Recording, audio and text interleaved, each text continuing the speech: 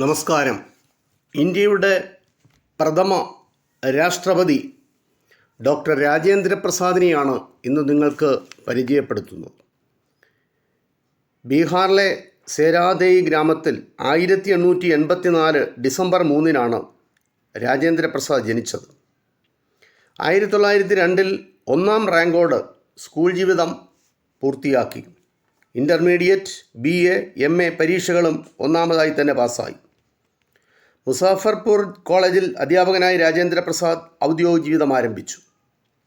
1909 Kolkata city കോളേജിൽ പ്രൊഫസറായി ചേർന്നു. 1911 നിയമപഠനം പൂർത്തിയാക്കി.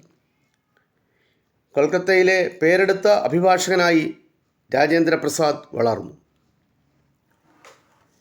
ബീഹാറിലെ ചമ്പാരൻ ഗ്രാമത്തിൽ നീലം കൃഷിക്കാരുടെ കഷ്ടപ്പാട് കണ്ട് ഗാന്ധിജി അവിടെ സമരത്തിൽ ഏർപ്പെട്ടു.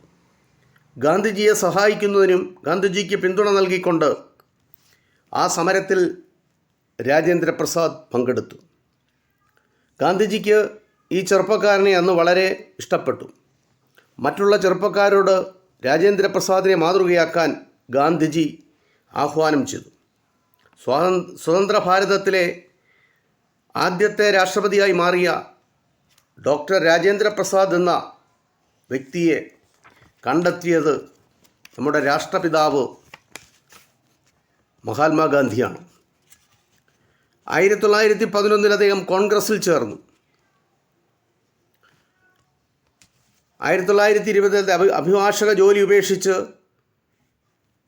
ഹിന്ദി പ്രചാരകനായി ഹിന്ദി വാരിക തുടങ്ങി ആ രീതിയിലുള്ള പ്രവർത്തനം സ്വാതന്ത്ര്യ സമരത്തിനായിട്ട് ഇറങ്ങിത്തിരിച്ചു. ബീഹാറിൽ ഉപ്പ് സത്യാഗ്രഹത്തിൻ്റെ സംഘാടകൻ രാജേന്ദ്ര പ്രസാദ് ആയിരുന്നു. 1930 ഡിസംബർ 13 അദ്ദേഹത്തെ അറസ്റ്റ് ചെയ്ത് ജയിലിലാക്കി. പിന്നീട് പുറത്തിറങ്ങിയപ്പോൾ അദ്ദേഹം വീണ്ടും പല സമരങ്ങളിൽ ഗാന്ധിജിയോടൊത്ത് പ്രവർത്തിച്ചു. 3 തവണ കോൺഗ്രസിൻ്റെ പ്രസിഡൻ്റായി മാറിയ വ്യക്തിയാണ് രാജേന്ദ്ര പ്രസാദ്.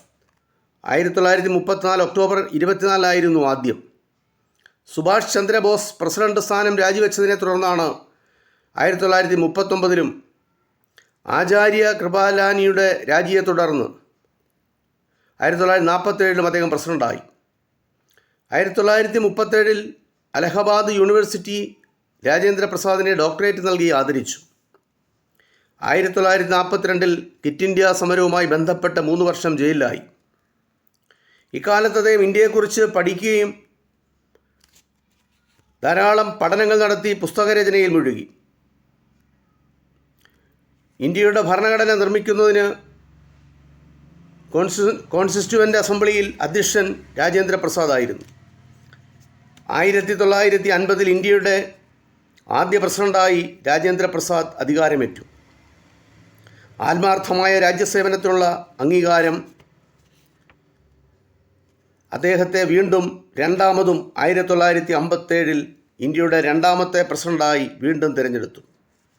1962 വരെ രാഷ്ട്രപതി സ്ഥാനം അദ്ദേഹം തുടർന്നു. അതിനുശേഷം അദ്ദേഹം 1962 രാഷ്ട്രപതി സ്ഥാനം ഒഴിഞ്ഞു. പിന്നീട് അദ്ദേഹം പാറ്റ്നയിലെ ഒരു ആശ്രമത്തിലായിരുന്നു ജീവിതം. 1963 ഫെബ്രുവരി 28 ഡോക്ടർ രാജേന്ദ്ര പ്രസാദ് എന്ന സാധാരണ മനുഷ്യൻ ഈ ലോകത്തോട് വിടവാങ്ങി. ഇന്ത്യയുടെ പ്രസിഡൻ്റായി അദ്ദേഹം അധികാരമേറ്റ സമയത്ത് ഇന്ത്യൻ പ്രസിഡൻറ്റിൻ്റെ ശമ്പളം 10,000 രൂപയായിരുന്നു. മറ്റ് അലവൻസുകൾ 2,500 രൂപയും. ഇന്ത്യൻ പ്രസിഡൻറ്റിൻ്റെ ആദ്യകാല ശമ്പളം അങ്ങനെ 12,500 രൂപ. രാജേന്ദ്ര പ്രസാദ് ആ ശമ്പളം വെട്ടിക്കുറച്ചു, വെറും 2,500 രൂപയാക്കി. ശമ്പളം കൂടുതലാണെന്ന് പ്രഖ്യാപിക്കാനുള്ള ആ മഹാമനസ്കത ഡോക്ടർ രാജേന്ദ്ര പ്രസാദ് എന്ന ആ വ്യക്തിക്കുണ്ടായിരുന്നു.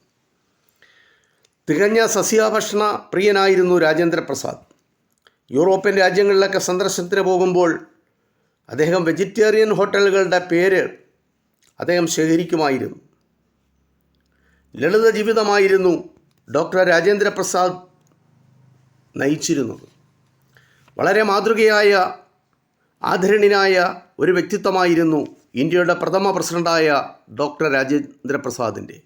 അദ്ദേഹത്തിൻ്റെ ജീവിതത്തിലെ ചില ചുരുക്കം വിവരങ്ങൾ മാത്രമാണ് നിങ്ങളുമായി ഞാൻ പങ്കുവച്ചത്. നന്ദി, നമസ്കാരം.